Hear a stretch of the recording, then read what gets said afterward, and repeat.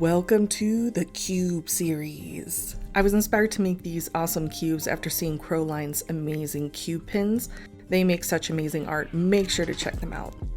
Now I made this series for my first ever art show, along with a bunch of other amazing artists for Strange Cat Toys, and it was so much fun. But everything needed to be small, under 2 inches, and I'm going to make a matching grublet that matches each design and theme. We're going to start off with building the honey cube. We're going to start off by rolling some sheets of polymer clay through a pasta machine. This gives us nice even sheets. You can also use an acrylic roller to get the same effect, just takes a little more time. I'm going to be cutting out strips of clay so that I can basically wrap this entire wooden cube in clay. I'm using some liquid clay adhesive here, and that's going to help the polymer clay stick to the wood. I'm really making sure that there's no air bubbles trapped underneath there and blending everything in really nicely. We're going to cover the top as well and leave the bottom open. Blend everything really nicely, making sure no air is trapped. Now we're going to add the honey. We want it to look like it's kind of spilling out of the cube. So I'm taking some larger rolled up pieces of clay and just building it around the cube base. I'm going to start blending everything together so this looks like one piece. I'm going in with this tool and giving it a drippy effect. You really want to work on your shaping here so it looks like it's oozing. And you can see I defined the edges a little bit better. And now it's starting to look more like a liquid or something that's melting. Now I want to work on adding some drips to this honey cube. This is going to give it more interest. It's going to look more fun and look more like honey. So I start off with a rough shape, and you really want to blend it in really well, and then you can go back and clean it up like I am with this tool here and really define those drips. Remember to work with gravity so everything's pointing the same way. Now after our drips are all sculpted, I'm going to want to smooth them out a little bit. I'm going to use some liquid clay softener. I like to go over my pieces with this. It just smooths everything out, gets rid of any fingerprints.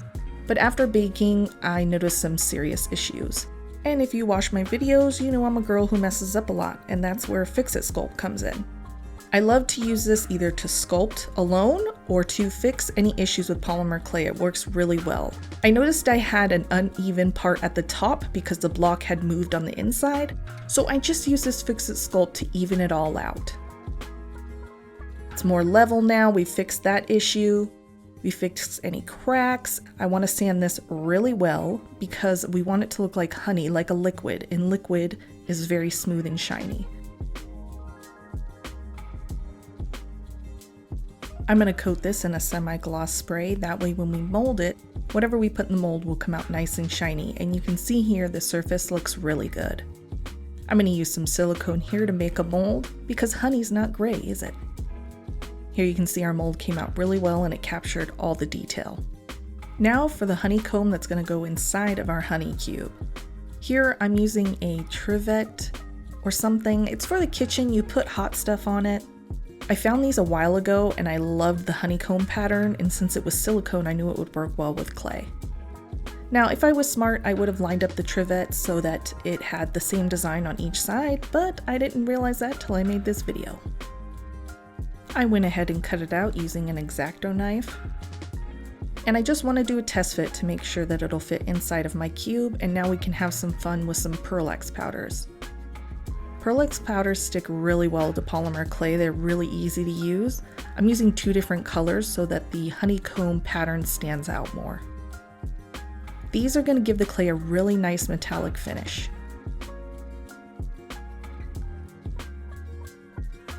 Now it's time to make the honey that's going to go in our honey cube. I'm using some translucent resin dyes, a mix of orange, yellow, and brown to get that perfect honey color. You always want to go slow when adding dyes. You can add more, but you can't take away once you already put it in. I'm adding a little bit of some mica powder. That's going to give it a little bit of a shine and a shimmer. I added our honeycomb to the mold and I'm pouring the resin over it very carefully.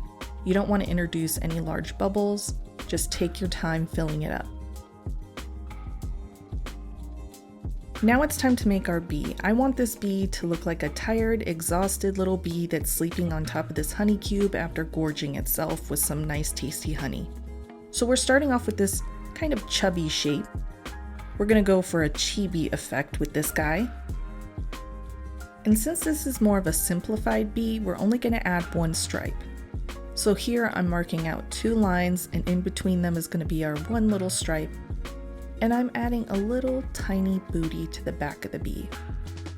Now, I wish I knew what this tool was called. I got it in some type of clay kit, but it makes perfect little sleepy eyes. But you can use any tool to make this. I'm using a dotting tool to make the mouth. I start off with a circle and then I drag down the edges just a bit to give it that sleepy look.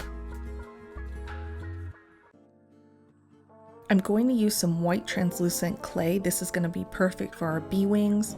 It's a little crumbly and hard, so I'm adding some clay softener to help me be able to actually mix this so I can make it usable again. Then I'm adding in some very fine glitter to the wings because you know me. If I can add glitter, I will. Here I'm getting 1 ball of clay and cutting it in 2. That's so I can make sure I get the same size wings and one's not huge and one's not little. You're just going to want to make a teardrop and then put a line down the middle. And there you go, 2 cute little bee wings. Now we're going to work on the other pieces that we're going to need to stick into our bee body. So let's make some tiny antennae. 2 balls of clay, and it's very easy to make the antenna. I give them a little bit of curve to give them more personality, and a little tiny stinger. Once everything's baked, I set it aside so I can detail the body. I'm going to add some little fuzzy lines on here so it looks like a little fuzzy bee. And I'm going to make a nice little hole to put our stinger in and add some clay adhesive, and that should hold it in there nicely. Now before I add any pieces into the clay, I like to mark them out, especially if it's something like wings where you want them to be even. I like to make a little imprint, and then I use my Exacto knife to cut a hole. If you just shove the piece into the clay, it can deform it and sometimes ruin your sculpture. So I like to make an indent or a hole for those pieces to slide into really nicely. The bacon bond that you use will hold it in there perfectly. I'm going to do the same thing I did for the stinger with the antenna. Poke a hole, add your clay adhesive, and stick your pieces in.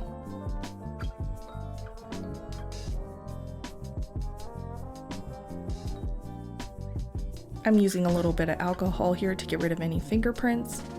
After that dried off, I went in with some brown Pearlex to put in our one little brown stripe down the middle. I also used it to define those eyes and the mouth. Then I went in with some yellow Pearlex and did the rest of the body. This gives it a really pretty metallic shimmer.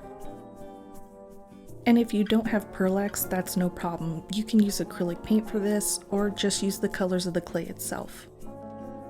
I then realized that I forgot to leave spaces for my legs to come out of, so I'm using a bead reamer here to sand away the clay so I have 6 spots to put my legs. Ideally, you'd want to sculpt this before you bake it. I'm using 6 equal parts of clay to make the legs. They're pretty simple. Now you can position the legs however you want. I put them in this position because I wanted it to look like the bee was all cozy and sleeping. Kind of like a loafing cat.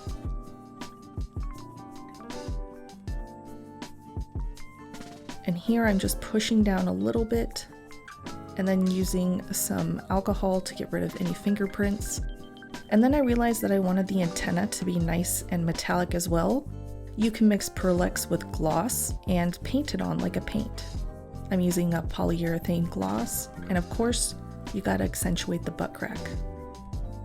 I decided I was gonna coat the entire piece in a gloss as well, just to protect the Pearlex. And now that our resin has cured, we can pop out our honey cube and take a look at it. And it came out exactly how I wanted it to. I wanted the honeycomb to be on a nice angle and face the front. And here's a little test fit with our bee. It's looking pretty good. To attach our bee to the honey cube, I'm just using some E6000, just a little bit, and making sure it's stuck on there really well, and then adding my brand sticker at the bottom. I made a matching grublet using some honeybee glitter, and I think they came out totally adorable. Thank you so much for hanging out with me while I made the 4th cube in my cube series. I can't wait to show you the last design. It's gonna be an awesome one. Make sure to subscribe so you don't miss out.